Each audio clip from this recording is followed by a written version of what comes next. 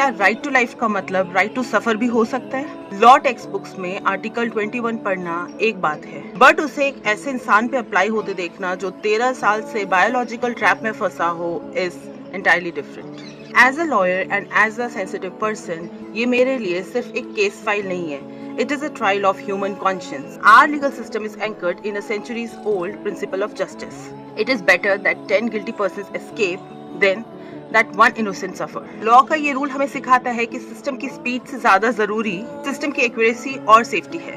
अगर इस लॉजिक को यूथोनेसिया पे अप्लाई करें तो मैसेज क्लियर है। भले ही 100 जेन्युइन केसेस को रिलीफ मिलने में थोड़ा और टाइम लग जाए, पर कानून की एक छोटी सी ओवरसाइट से भी कोई एक इनोसेंट एल्डरली पर्सन अपने परिवार के लिए सिर्फ एक बर्डन ना बन जाए। We cannot allow mercy for a convenient legal excuse for abandonment. हमें ये नहीं भूलना चाहिए ये लड़ाई अरुणा शानबाग से शुरू हुई थी। अरुणा जो 42 इयर्स तक हॉस्पिटल बेड पे रही, neither fully alive nor fully dead। उनका केस 2011 में लाइमलाइट में आया और वहीं से इंडिया में पैसिव यूथोनेसिया की बुनियाद रखी गई। अरुणा को खुद तो मर्सी किलिंग नहीं मिल पाई, पर उनके दुख ने आने वाले वक्त के लिए कानून के दरवाजे खोल दिए और अब 2026 में हरीश राणा का केस इंडिया का पहला केस बन गया है जहां कोर्ट ने एक्चुअली लाइफ सपोर्ट विड्रॉ करने की परमिशन दी है। हरीश 13 इयर्स से परसिस्टेंट वेजिटेटिव स्टेट में थे।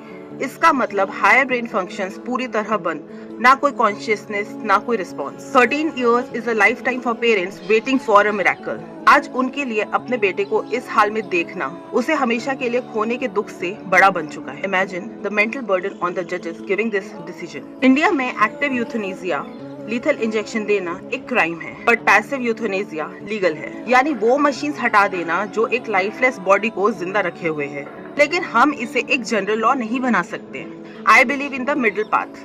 अगर हमने केस टू केस स्क्रूटनी नहीं रखी तो ये एक स्लिपरी स्लोप बन जाएगा। कल को कोई अपने बेड रिटन माँ बाप को इसलिए मर्सी किलिंग की तरफ धकेल सकता है क्योंकि वो उन्हें बोझ समझते हैं। हमें right to die with dignity तो देना है, but we must ensure it never turns into a duty to die for the weak. Conclusion सिर्फ इतना है, we don't need a law that is cold and a rigid machine, we need a law that has a heart beat. इसलिए कानून में logic के साथ थोड़ा दिल और बहुत सारी सेंसिटिविटी होनी चाहिए।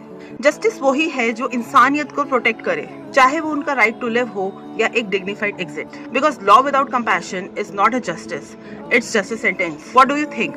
क्या हमारा सिस्टम इतना सेंसिटिव है कि वो यूज और अब्यूज के बीच की लकीर पहचान सके? Let me know in the comments.